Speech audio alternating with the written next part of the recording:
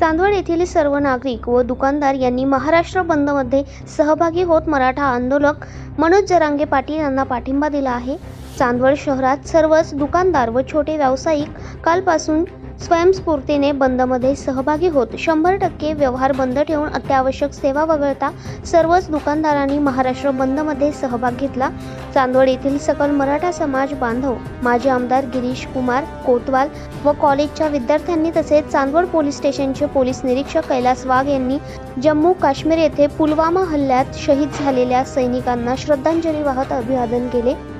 मराठा आंदोलक मनोज जरांगे पाटील यांच्या मागण्या मान्य करून शासनाने दिनांक 26 जानेवारी 2024 रोजी मराठा समाजाला कुणबी जात प्रमाणपत्र मिळवण्यासाठी सगळे सोयरे यांच्या वैधता प्रमाणपत्र वैध धरण्यात येईल याबाबत अध्यादेश प्रसिद्ध करण्यात आलेला आहे। मात्र प्रत्यक्षात सदर अध्यादेश अंतिम होत नाही तोपर्यंत कोणत्याही मराठा समाजाला याचा लाभ मिळणार नाही।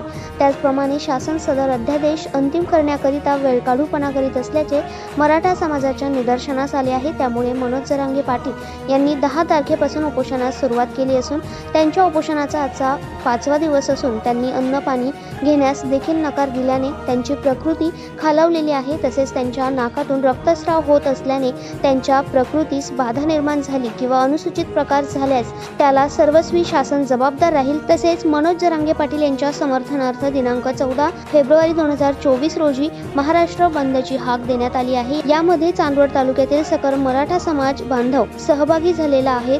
तसेच मनोज जरांगे पाटील यांच्या समर्थनार्थ दिनांक 14 फेब्रुवारी 2024 रोजी महाराष्ट्र बंदची हाक देण्यात आली आहे।